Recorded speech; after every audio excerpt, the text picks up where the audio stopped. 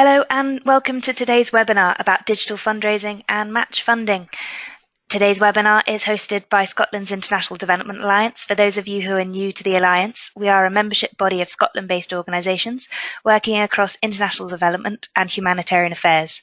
We have over 150 members in Scotland, and they range from NGOs, universities, social enterprises, consultancies and businesses working across the sector. Welcome. I'm Laura, the Effectiveness and Learning Advisor at the Alliance. I'm going to be your digital facilitator for today. And for now, I'd like you to answer a quick poll to select what you think is the most important opportunity that match funding presents to your organisation. So I'm just going to launch the poll, and it'd be great to know what you think match funding could do for your organisation. And whilst you are filling in that poll, I'm going to introduce our speaker for today. Today, Rachel Earnshaw, Partnerships Lead at Big Give, is going to talk us through digital fundraising, some innovations in digital fundraising, and how match funding can really benefit small organisations. And after that, she's going to be talking specifically about the Big Give's Christmas Challenge, which is an opportunity that many of our members can make the most of. And I will hand over to Rachel. We've had 100% voting for ability to raise extra funds.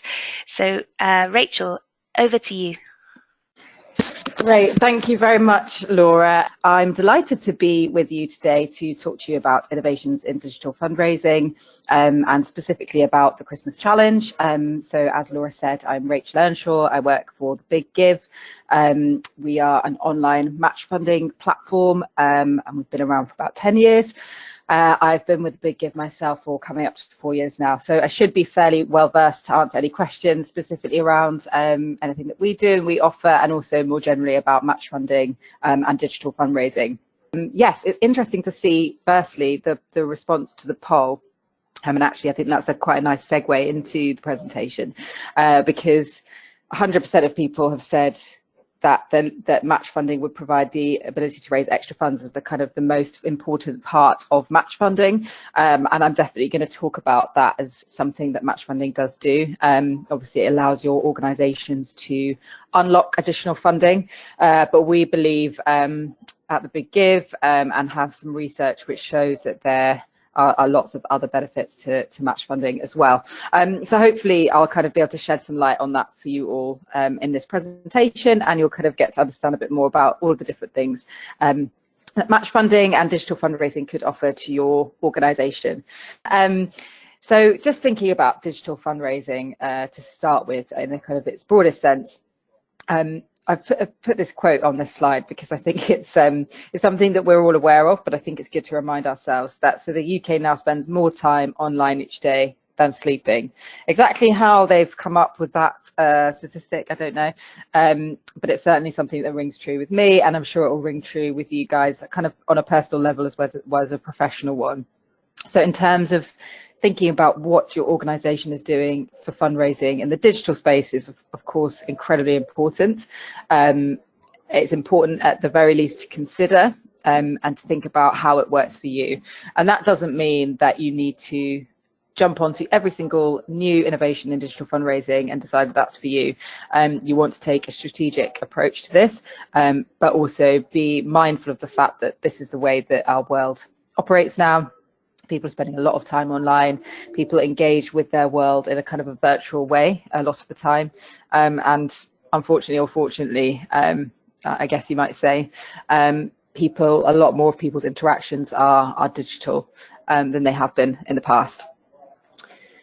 So just thinking about some of the trends in digital fundraising, and these actually largely apply across the fundraising sector in general. So firstly, charities have been under a lot of scrutiny about transparency, and this is something that is, as I said, prevalent across the sector, but particularly in digital, because people are used to having a certain experience and having, for example, if you go onto Amazon and you buy something, you expect to be able to read 100 reviews of the particular item that you might be buying before you go to purchase it. That kind of behavior is now becoming ingrained in everything that people do. So people expect, and rightly so, expect a very high level of transparency from charities.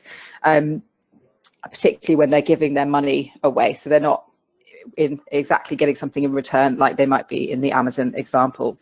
And as we know, there have been various sort of scandals in the charity sector, which have been unfortunate for the sector and a bit unfair, we might probably all say, but it does mean that everyone who's fundraising needs to be kind of aware of that heightened level or need for transparency.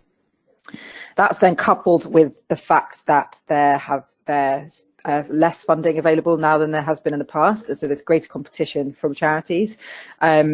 So it's more and more difficult for fundraisers to raise the same funds because everybody's fighting for the funds from the same pots of money.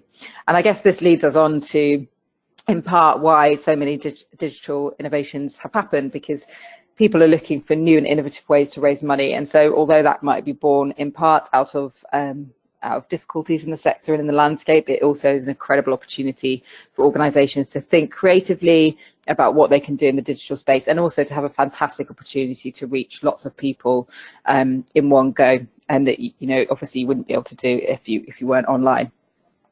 So to that last kind of image, that's kind of demonstrating all of the different types of innovations that there are, and again, the fact that people expect to be able to do things on their phone, they expect to be able to have a very fast response, they expect to be able to engage with the brand that they're working with, and that generally expectations are very high, and that runs across everything really. So whether it's you're buying a product or service online, or you're giving to a charity, the expectations don't really shift, and if anything, charities don't want to perpetuate the image that any of those scandals might align themselves with, or be seen to not being up to speed with the rest, the other sectors. Sorry.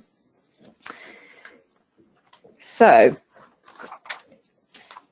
just to kind of sum that up, you can see here I've drawn out some statistics about online giving, because it's grew 12.1% in 2017 compared to 2016. So even now, even though digital is not a brand new thing, it's growing year on year.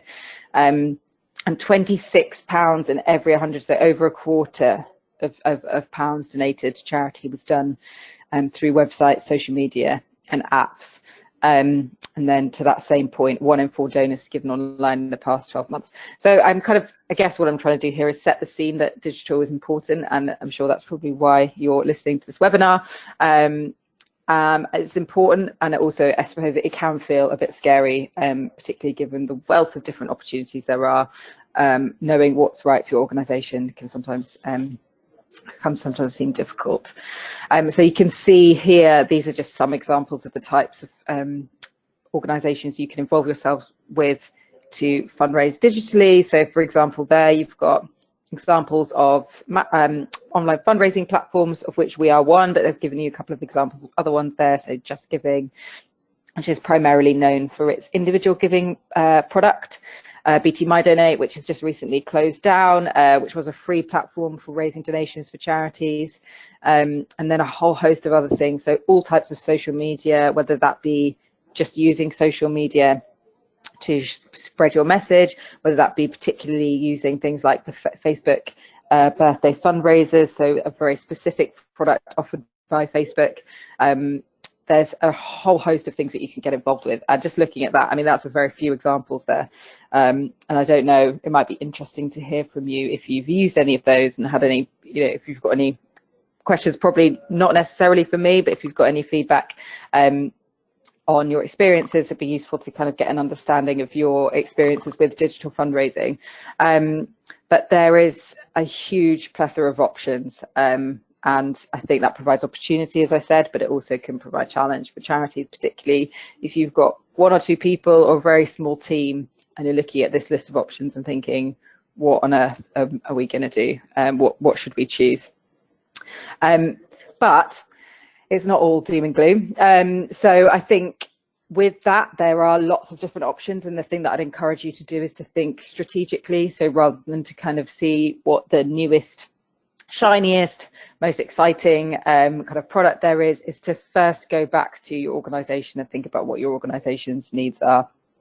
So like with any business related project, you want to think about strategy and what your objectives are and how you're going to reach them, rather than just saying, oh, well, Facebook have a birthday fundraiser, why don't we use that? That might be a great thing for you to do, but it might not be. So I would first start with thinking about what you're trying to achieve, and then how you're going to achieve it.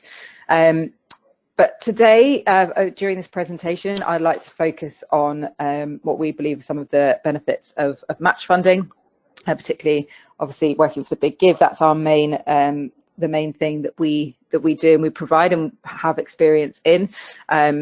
And over the years, so since I started about going up to 4 years ago, as I mentioned, we've conducted desk-based research, and we've also got a lot of feedback from charities about the experiences that they've had with match funding. And we work with a whole range of charities, so right from the very smallest up to the really big ones. And actually, the average kind of median income of charities taking part in the Christmas Challenge last year was about 500,000.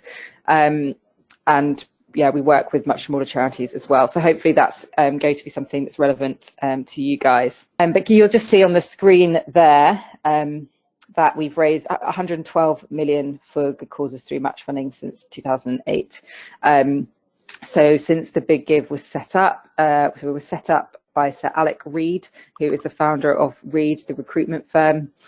So the Big Give was set up in 2008, originally as a kind of a way for Sir Alec to kind of give intelligently. So he set up the Reed recruitment business, and he was giving away through the Reed Foundation. He was a big philanthropist, and at the time didn't necessarily feel like there was a one-stop shop to go to find charities. And so he set up the Big Give kind of as an idea, and it took off. There were lots of charities that registered, several thousand charities registered initially. And then it kind of didn't necessarily take off in exactly the way that he anticipated it. So he decided to put up some match funding. He put up £1 million of match funding, and that was exhausted initially for that first campaign. In its first iteration, was used up in 45 minutes.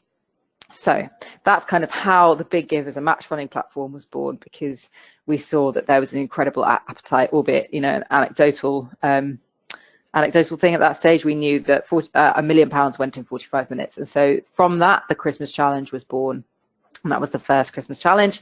And then over the years it's kind of evolved through different models, and I'll explain the model with you later as to how it works exactly. But it's been through various iterations. And if you've ever heard of it before, you may have heard of previous models. So it's good to just hear exactly how it works now, because we think we've got to a place that works really well for charities. But as I said at the beginning of the presentation, match funding isn't just about getting extra funding. It definitely is about that in the one part, but there are kind of three different areas that we believe that this helps to improve charities. So firstly, it improves charities' resilience. And so this is a kind of financial benefit, but as well as getting the funding, so we need 10K, can we access it through the Big Give? That's great to consider that. But it also will help you to think about diversifying your income streams. And so if you're, for example, working with a few trusts and foundations at present, you're at risk if one of those stops funding you, that you're then in a difficult situation where you need to fill that deficit. So we want charities to think about different ways that they can diversify their income streams. And so this helps you to build relationships with major donors, with individual givers, and also to unlock funding through us, so to access funders that you may not otherwise be in contact with. So that's the first point, resilience. Secondly, we know that charities build their skills, so specifically around digital fundraising, and that's why it's a really powerful model, particularly for smaller charities who maybe you might be in this position yourselves. You might not have a kind of a specific person working on digital fundraising. You might be doing everything yourself, or you may have a small digital fundraising team, but not a lot of access to resources or training, for example. And so we want to build capacity in the sector, so as well as helping charities to raise money, we want to equip them to be able to continue to do that in the future, whether that's with or without our help. And then the final area is building profile. So the Christmas Challenge is the UK's biggest online match funding campaign, and it kind of helps charities to get good bang for their buck, if that's the right expression. And not only will you be raising money for your own charity, we are helping you to shine a light on it because you're part of a much bigger campaign. So the campaign last year had 589 charities taking part. We were trending on Twitter. We do a lot of work around PR for the campaign ourselves, and then obviously all the individual charities underneath kind of a part of the campaign. So each charity is running their own campaign, and that forms part of a bigger campaign, and that's how we get kind of a big buzz around it. So just to kind of give you an overview of what the Big Give is here, I've just shared one statement, but the Big Give supports charities by showcasing your work to supporters and philanthropists, allowing you to take online donations, increasing your online visibility, and offering you opportunities to take part in match funding campaigns. I don't know if the people listening are familiar with what we do or not. I don't want to kind of go into too much detail, assuming that you are. But as I said, I kind of give you the headlines of how the Big Give was born and where we are now. So the Big Give runs the Christmas Challenge every year. It's our biggest flagship campaign. Last year it raised 13.3 million for 589 charities. And 96% of those charities said they would recommend it to another charity. So that's kind of our satisfaction rate that we ask in the survey when charities finish the campaign to see if they've had a positive experience or not. So we run the Christmas Challenge, and it is our biggest campaign, but we also do offer other services. So you can fundraise all year round on our platform. You can run your own match funding campaign, and I won't go into too much detail about how all of that works in this presentation, but if anyone is interested in doing something on your kind of your own time frames and your own exactly with your own parameters, let me know. You can do that on our current website, and also later this year we will be relaunching the website, so it'll look almost completely different in terms of the charity portal specifically, and also the front of the end of the website. And charities will be able to start their own match funding campaigns or their own campaigns without match funding on the site.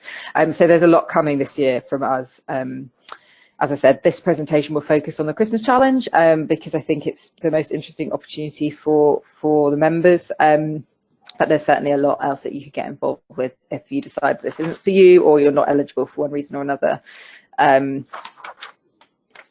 So I'm going to talk about the Christmas Challenge model now and how it works, and that's because it's kind of critical to explaining why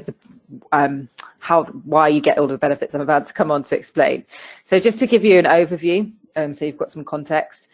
When you take part in the Christmas Challenge, you apply to raise a certain amount of money, and then that amount of money is broken down into 3 parts. So in the example you can see there, this charity is looking to raise £20,000.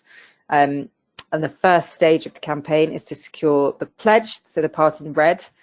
So we normally recommend that charities go out to major donors, could be trustees, anyone who can give a slightly more significant donation. It can be anything upwards of £100. So it doesn't need to be a very, very significant donation, but typically this is where charities might get, a couple of larger donations or get someone to pledge the full 5,000 if possible.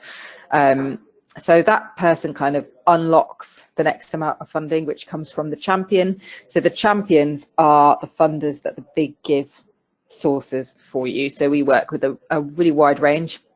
And we know that for the Christmas Challenge 2019, there's going to be lots of funding available in the international development space.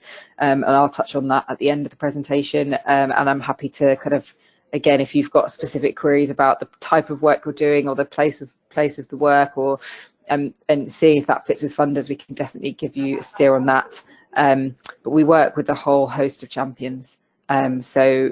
Across the board, so whether that's from health to international development to UK focused projects, all of those are called our champions, and there are funders essentially. So we will connect you up to one of those, and if you're successful, if you're successful in getting the full amount from the champion, you would then get another £5,000. So you're eligible to get up to the same amount as you received in your pledge from a champion, and that forms your match pot. So that's the funds that you have in advance of the campaign, ring fenced for your charity, ready to double donations from the public when you go live. And so then the last part, the third kind of section of people, is the online donations. And that's where you're trying to raise £10,000 during the online campaign. So you have a week to do so. And that will be predominantly coming from charities themselves. So you coming up with a fundraising plan and a marketing plan to go out to your donors digitally, or you can also go out to them in offline ways and bring them in digitally. And then obviously that's great because you get to build your donor lists and improve your data and people that you can follow up with in the future. But essentially you'll be going out to market your campaign to those people, and then as you raise your donations, they are matched by your match pot. So they're matched initially by your pledges, and then once you've exhausted them, they're matched by your champion funds. So that is a very quick overview of how it works. I'm sure there'll be questions on that because it's not always the most straightforward to understand. If you have understood it all, then I'm very impressed. But I'm more than happy to answer those at the end, or if it's at the real nitty gritty of it, we can always arrange a phone call afterwards. So all of that to set the context for what the kind of the impact on charities of match funding online can be. Yeah, I just want to talk about those three areas that I mentioned before. So in terms of resilience, we know that 82% of donors are more likely to give if there's match funding available. And this is was a statistic that came out of the Great Match Funding report, which I believe you've got access to after this as a handout. It'd be interesting for you to have a look at some of the data in there as to, so I've pulled out some of the kind of key stats, but there's a lot more information in that report as well for you. So yeah, 80% of donors are more likely to give. So it actually provides a great impetus to make a donation. And then not only that, but 1 in 3 donors give more. So the average donation we have seen go from £132, so we have quite a high average donation on our site, to 333. So kind of almost tripling, not quite, can't quite do the maths there. But you can see a really vast difference there. I can see that Emma's asked a question, which I will just pick up now. So it's around how we choose the charities. So the big gives role is to kind of match the charities to the funders, and we will share any charities which are relevant to a funder. So some funders will, or most funders will fund in a particular remit. So we wouldn't share a kind of a UK focused charity to a funder that only funds charities in Ethiopia, for example. But we'll share any relevant ones, and then to the best fitting champion, and then the ultimate decision lies with the champions. And we kind of do due diligence on charities and analyse your application and share that information with the champions. So just continuing on thinking about resilience and why online match funding can help you to build your resilience. So as I mentioned before, it can help you to diversify your income streams, so you're not reliant on any one particular area, and to also think about new areas. So I think, for example, some charities may come from a place of not having really any individual giving online. And that can be an intimidating place to start from, and we would encourage you to kind of set your target accordingly and to be realistic. If you don't, for example, have anyone who can give online, perhaps you need to start to build that a bit first, or if you've just got a few people, you need to set a small target in accordance with that. But it's a great way to test things out and to try to build that revenue stream, and to make sure that you're not reliant on the same funding.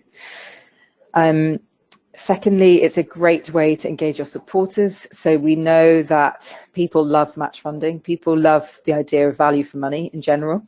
And so if you kind of apply that to a funding context, you'll be able to tell people, give us £10 and it'll be 20. Give us £100 and it'll be 200. People absolutely love that. And that's kind of echoed in the statistics that I just gave of the fact that so many more people are likely to actually say, oh, do you know what? Maybe I will give now. I guess a large part of that is kind of creating a sense of urgency around making a donation, where people would want to give, but perhaps they say, I'll do it tomorrow. Because this takes place over a restricted time period of 1 week, you have the right ask for donors, so you can go to them and say, we really need you to give this week, otherwise you won't be able to double your money. So it's great to engage supporters from that perspective. We find that charities often secure both new donors as a result of the campaign, and also engage lapsed donors. So it's a bit of both. It's a great way to get both of those audiences involved. And not only is it a case of saying you'll double your money, but you're also going to be part of this really big, exciting campaign where we've got lots going on related to it. And so again, it's another opportunity for you to think about your fundraising messaging and to joining in with something with kind of a much bigger kind of, I guess it would allow you to punch above your weight potentially as a small charity, because it's such a large campaign. And the final thing to say links to the poll at the beginning of this presentation. So obviously 100% of people participating said that they believe match funding allows you to raise extra funds, and absolutely a Christmas challenge is a way in which you can unlock other funding.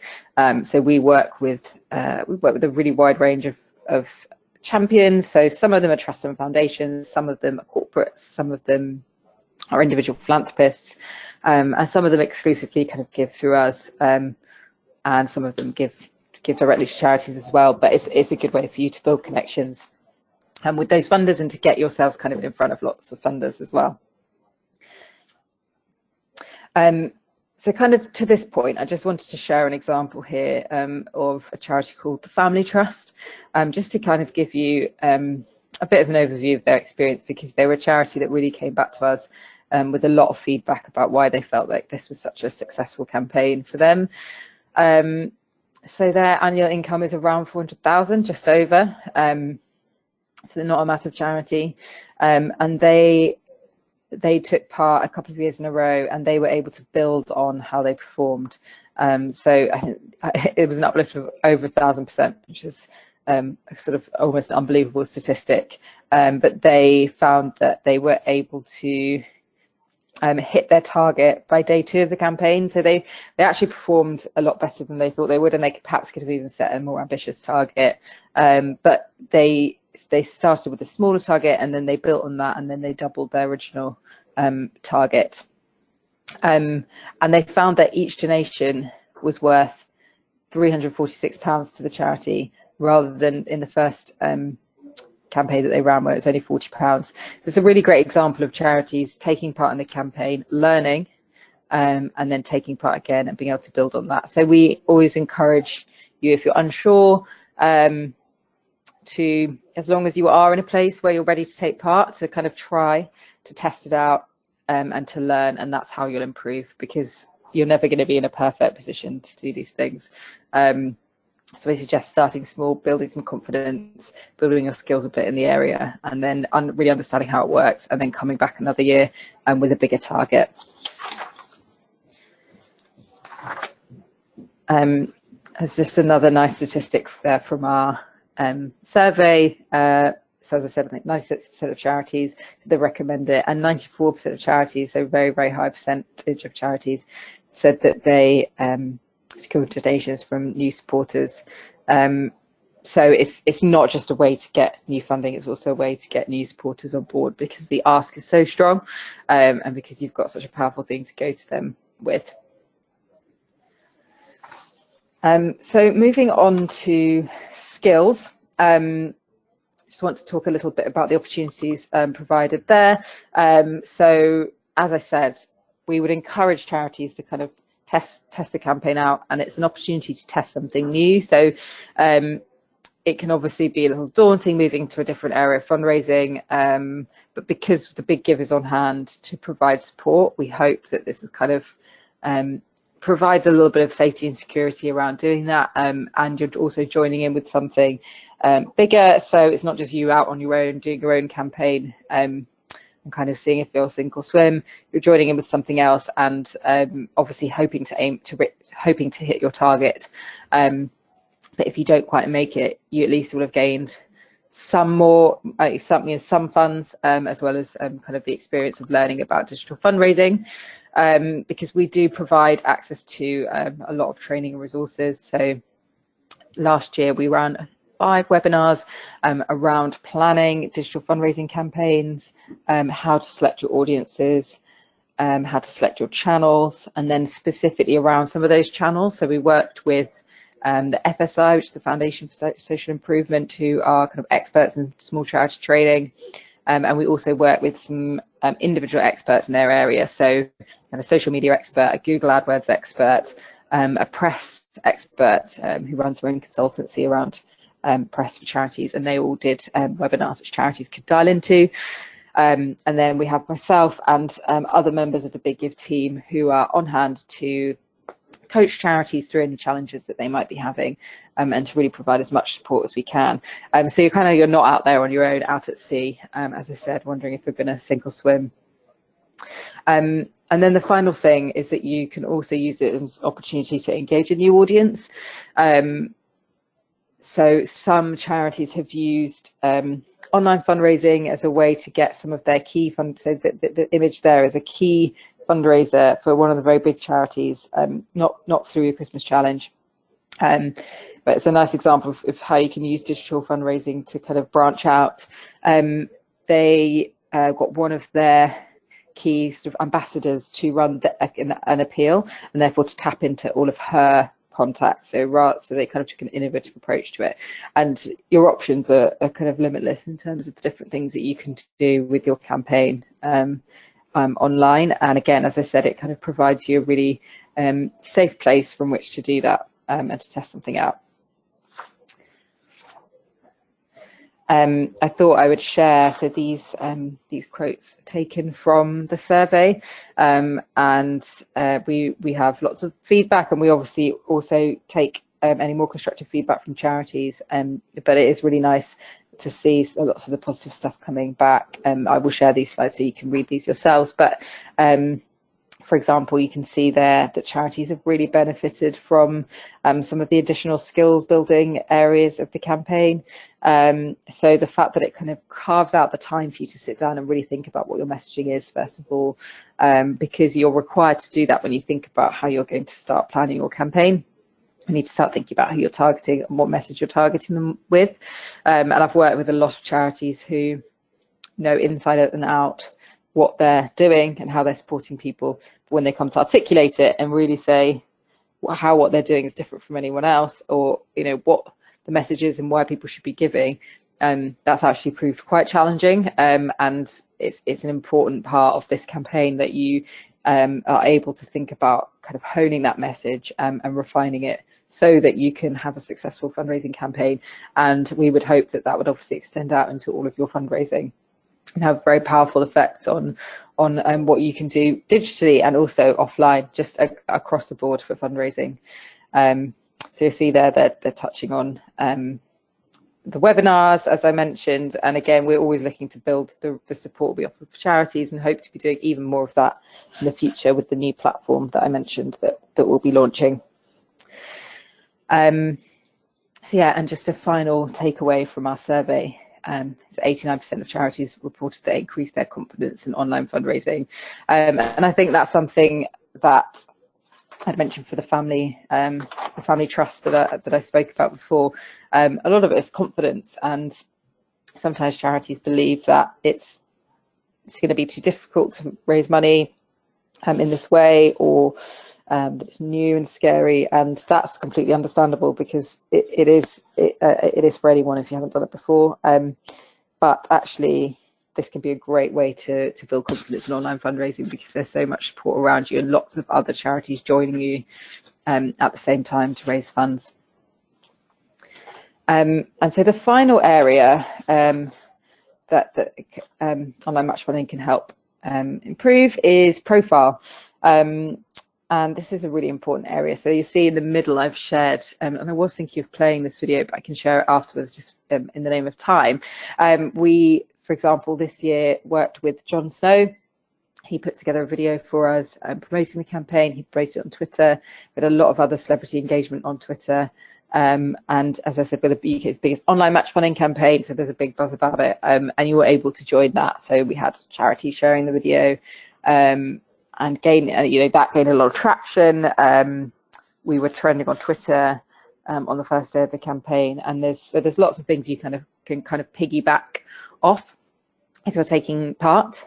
And then, so to the last image, it gives you something to shout about. So this is to do with the fact that it can help you to build your press coverage, because you've got something to say. So you can see the type of local headline there: Children's Charity Jessie May to take part in Big Give Match Funding Week. It's something to talk about.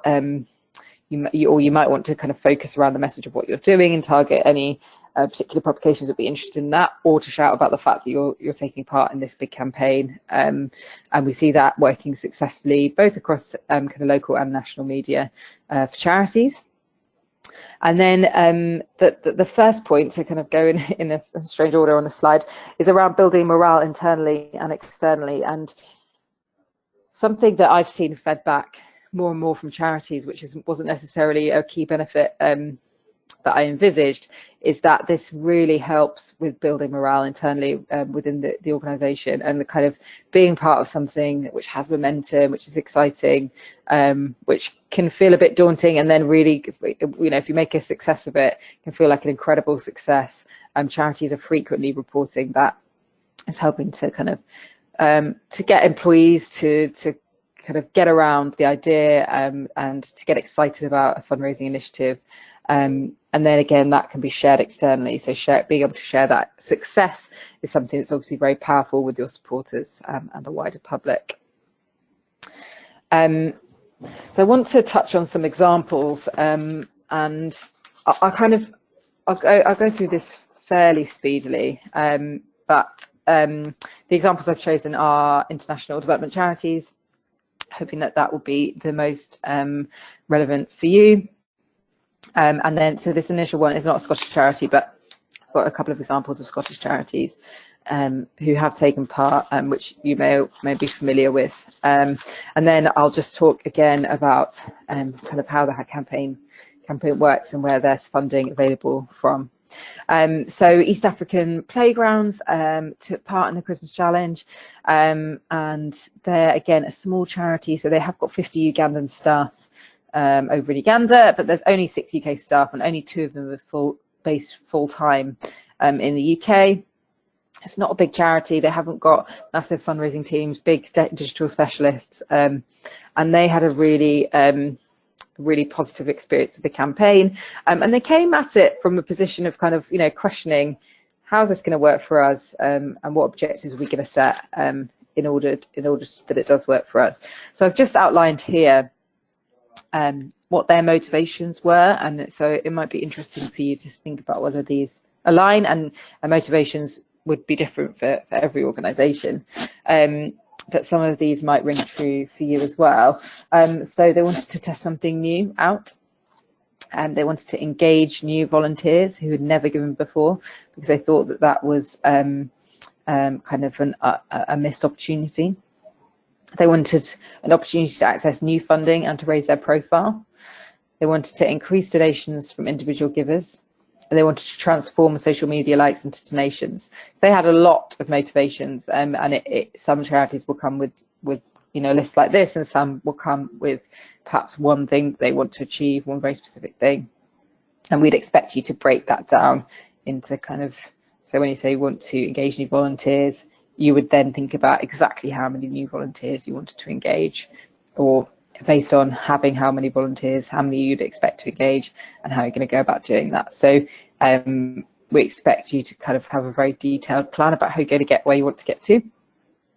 And then in terms of results for East African Playground, so what they did, well, one of the key creative things that they did was they came up with, in order to engage the volunteers, excuse me, they came up with recipe cards. So they basically created something of kind of no financial value, but that had value to donors that they could share with them once they'd given, and they shared those afterwards, and that actually led to the launch of the alumni club following the campaign. So they used it as a way to build engagement tools with donors, and they managed to raise over £14,000. They had donations from 27 alumni, re-engaged 11 lapsed donors, had additional donations from 8 regular givers, so not only people continuing their regular giving something additionally, and they had donations from 49 new contacts, and they increased their Facebook reach from 500 to 2,500, so by 5 times. Thank you for your question, Evie. I will come to that at the end. So that's a great example of an international development charity which is not very big, doesn't have a huge staff team, who had a really positive experience with the campaign. And then I just wanted to share these couple of examples with you. So some Scottish international development charities, which I don't know if you'll be familiar with, but Coco raised 11,000 in the Christmas Challenge 2018, and they've got an annual income of 330,000. So that might be big compared to some of the organisations listening in, but again, they're not a massive charity. And this is a quote from the survey that they gave. They said it was a fantastic opportunity to encourage donations. Match funding and the urgency of only having a week to reach the total encouraged more and larger donations than usually expected. So again, that's to the evidence that we have about the real urgency around the campaign only lasting a week, giving you a very, very powerful incentive to get donors to give. And then Yes Tanzania, they raised 8,000, and their annual income is only 42,000. So they've raised, almost a quarter of their annual income through the Christmas Challenge last year. And we don't encourage you to kind of use it to exclusively fund your organisation, and actually there is a cap on how much you can raise. Through it, so that you don't become reliant on it, because we believe in charities being sustainable and resilient, as I said, but it also goes to show that a very small charity can really raise a great deal of funds in this way.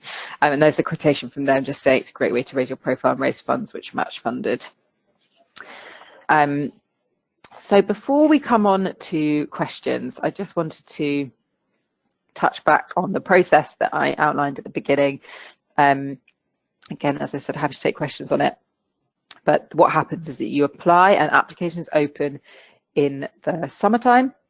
The exact dates would be shared, but it will be around June, July time. And then so you can see it links into the pledges. So you apply and you do kind of an application form. And then the second part of the application is where you secure pledges. So you need to have thought about what target you set, because that will dictate. So the overall target will dictate how many pledges you need to get and how many champion funds you'll be eligible for. So you then go out and source those pledges. You need to get a minimum of £1,000 in pledges, so you can take part with just £1,000 in pledges, £1,000 from a champion, and £2,000 to raise an online donation. So we work with targets from 4,000 to 25,000. Sorry, 4,000 to 100,000. So 1,000 in pledges to 25,000 in pledges. So it can kind of work for a huge range of charities in terms of their size and what they're looking to raise. You'll then go on to the selection process. So this is where we will be matching you with a champion, hopefully, who will fund your work, and we'll say whether they're going to provide you the full amount or a partial amount of funding.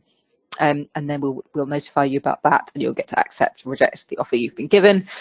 And then you'll have a period of weeks where you are able to plan the campaign, where we will offer you the webinars, we'll offer you support on the phone if you want it, via email. We're in touch with you all the time, kind of reaching out to see what more we can do.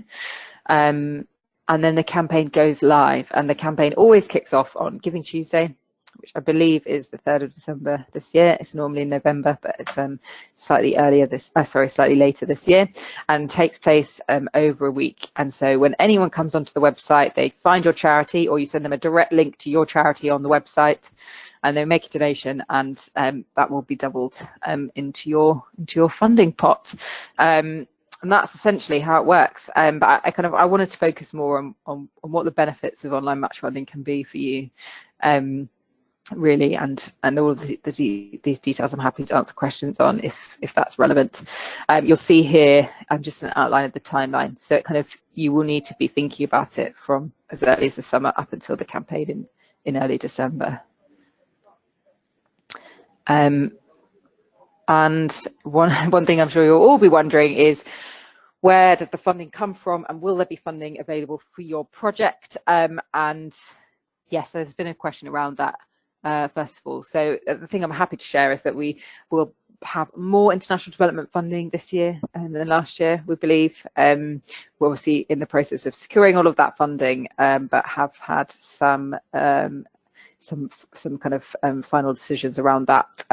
So we will have more funding, and then these are just a few examples. So the Waterloo Foundation, who fund often does the Coles Medlock Foundation and Reed Foundation International. And so some of the funding is more in more precise areas. So the Waterloo Foundation typically funded Africa and Asia, and they're looking at various different areas: education, access to water, sanitation and hygiene. But again, if you've got a specific query about whether or not they would fund you, or who might fund you, feel free to ask me. And then the Coles Medlock Foundation are very interested in pilot projects, sustainable agriculture, education, infrastructure development, financial independence and healthcare. And the Reed Foundation fund, they fund all kinds of international development projects. So essentially the short answer to whether or not there would be funding for your project, if you're running an international development project and you are a registered charity with an annual income of over 25,000, there should be funding for you. But as I said, I'm more than happy to pick up any conversations, or if you want, thinking about what project you might submit and how to make that the most attractive for any funders, then I'll certainly be able to give you some advice on that, whether that's now or close to the time once we have all of our final decisions from our champions. And so that's kind of what I wanted to end on, and I'm happy to take questions. I don't know, there are a couple coming in here, so I'll touch on those now, and then yeah, feel free to keep pinging them across. I'll just go through these in the order they've come in. So Evie, a couple of questions from you. We run a project in Malawi, so very interested in both Scotland and Malawi projects. So I take it that when you say but in both Scotland and Malawi projects, do you also run projects in Scotland, or I'm not sure if I've understood that correctly, but anyway, we so we would do fund projects in Malawi. So is this, do you do,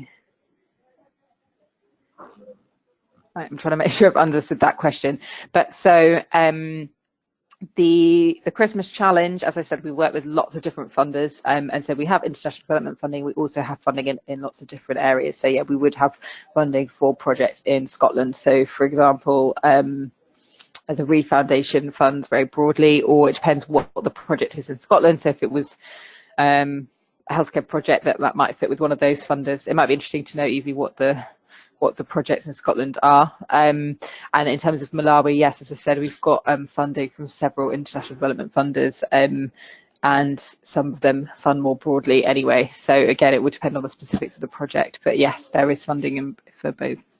We essentially fund all types of projects, so there's no type of project that's excluded.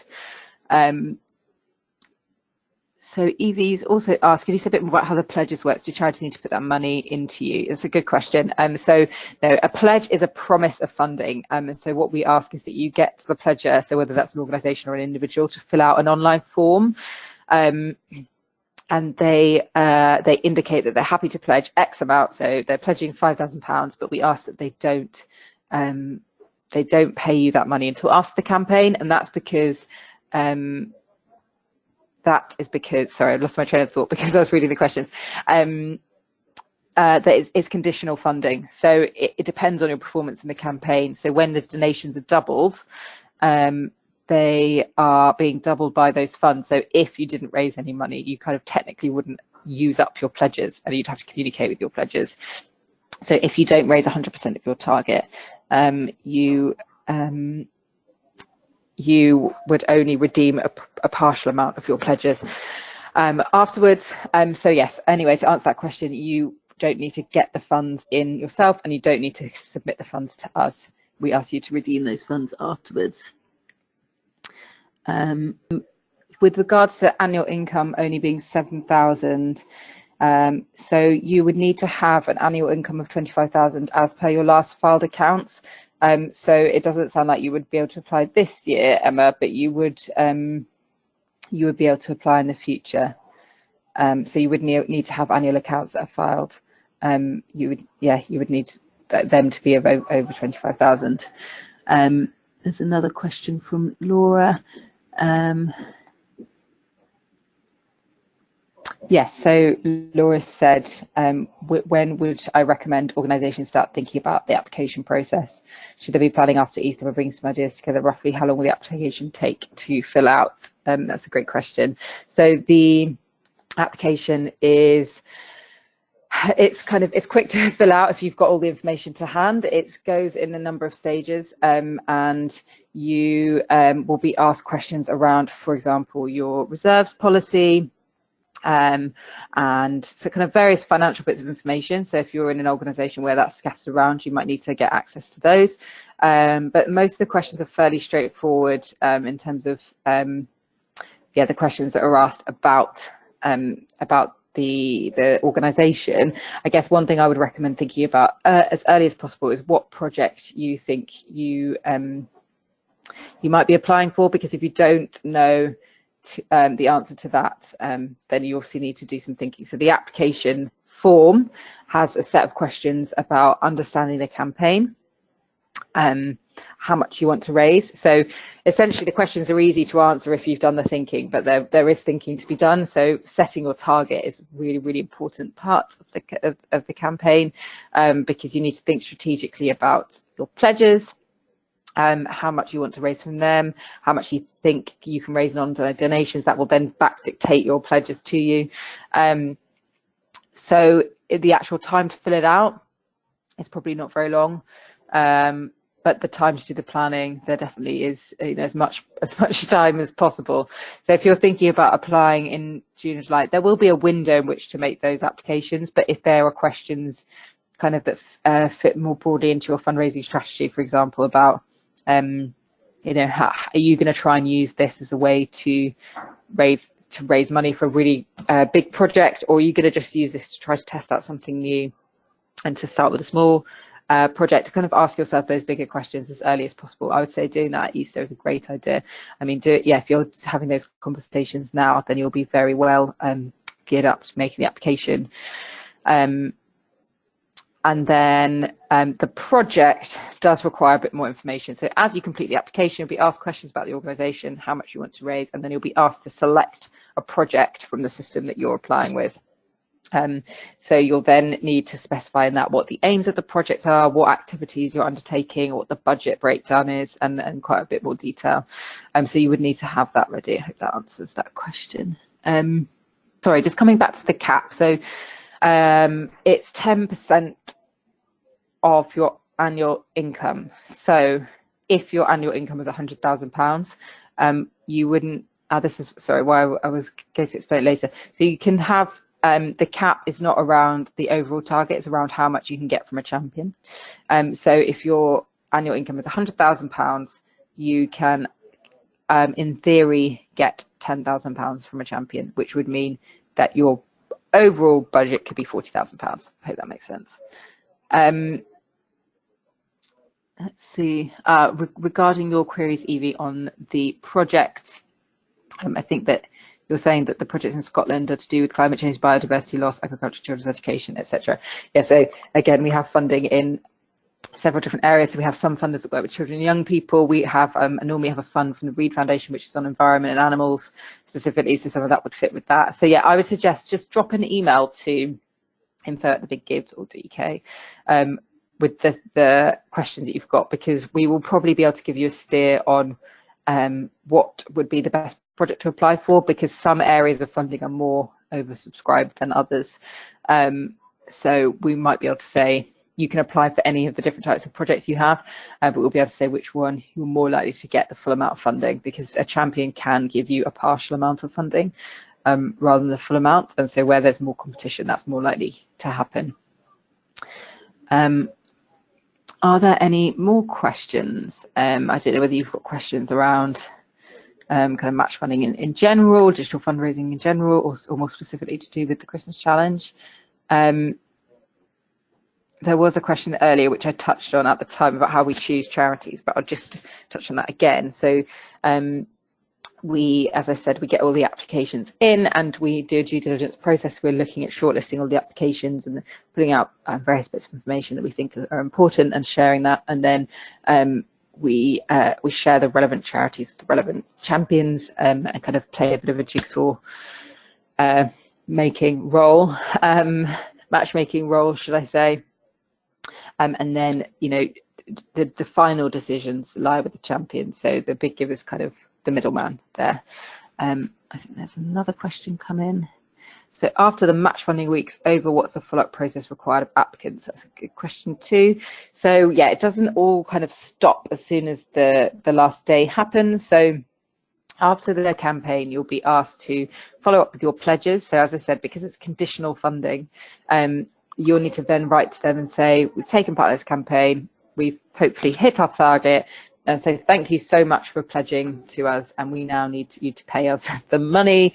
And they can either pay you directly via the Big Give website or to the charity directly themselves, depending on what you prefer.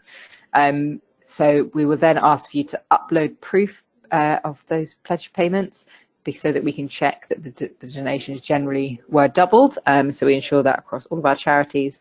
We will ask you also to complete a survey to explain kind of that. I mean, that's how I've got a lot of the information I have about charities' benefits and the things that they find more challenging. Benefits to charity, should I say. So we'll ask you to complete a survey. And if you would like to, you can also enter the Christmas Challenge Awards. So we normally have about £15,000 of additional funding, which we allocate to some of the highest performing projects. So we look at if charities hit or exceeded their targets, then you're eligible for an award. And then we ask you about how you engaged your supporters and what your creative marketing was. I mean, this could be subject to change, but typically that's what we're looking at.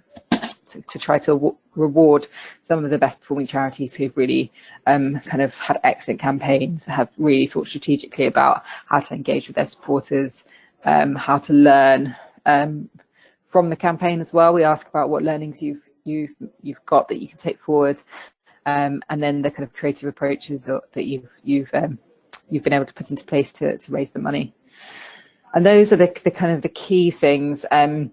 Obviously, we'd also expect you to be communicating with your donors afterwards, so that would be up to you. And one of the great benefits of the campaign that I didn't mention actually is that obviously any donation that comes through our site, as long as the charity says that they want to share their data with you, you'll be able to see the name of the individual. So you know that's how you're able to build new supporters, because they're actually giving to you online, which is something that's highly trackable.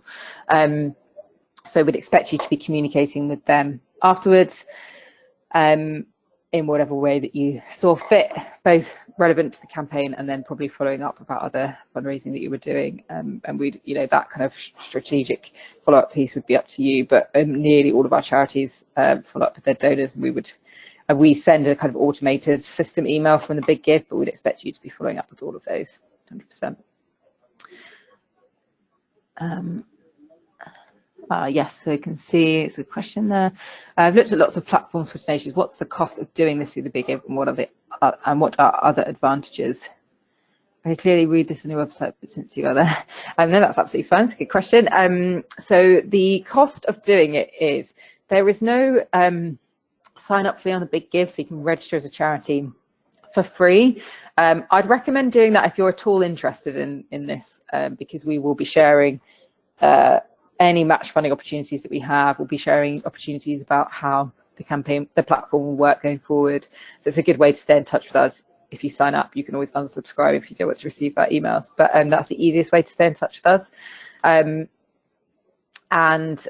So there's no cost to doing that, but there is a cost in terms of a donation fee. So each donation and gift aid has a 4% fee charged on it, and it's taken off the donation before that's paid out, and then the gift aid is paid out in full. So there's a 4% cost to charity. Pledges can be paid directly to the charity.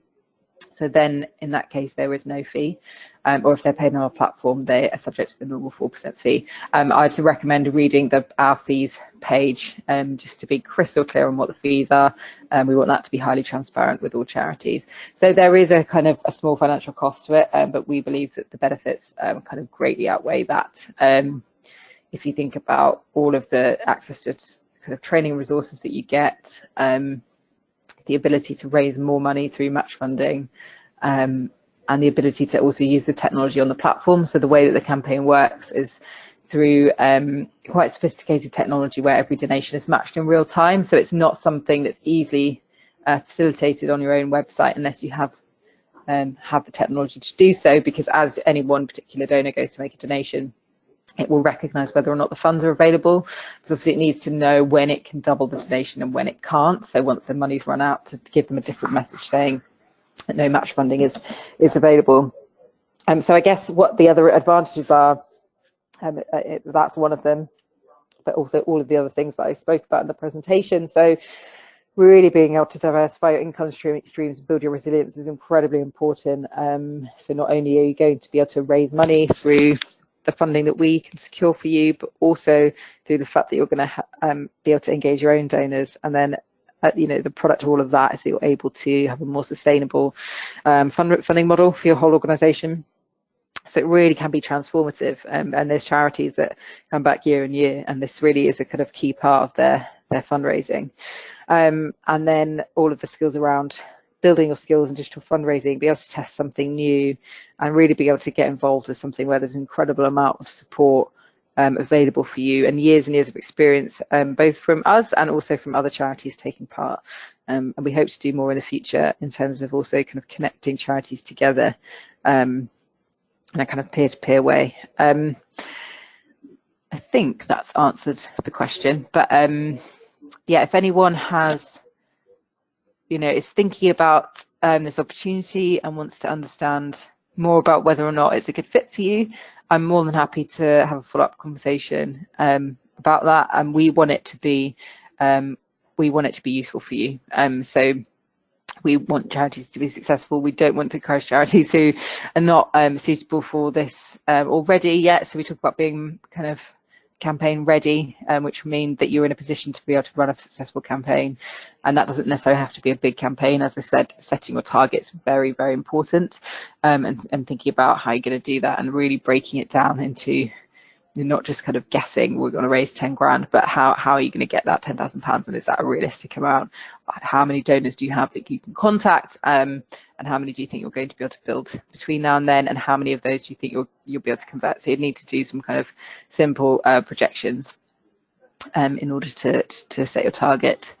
Thank you, Evie, for your comment. I can see that you're going to email us for a steer.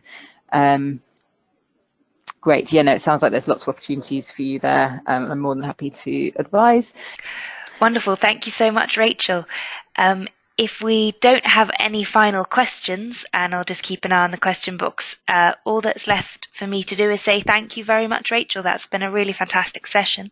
We've learned a lot, and I think we've got a really clear idea of what benefits match funding can give organisations, and really what that process looks like in detail, and a really, really helpful steer on how this can work for small organisations who might not have fundraising or finance teams.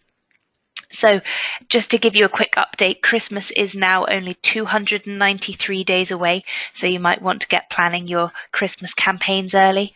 The Alliance does offer a number of helpful services that you might think you could benefit from.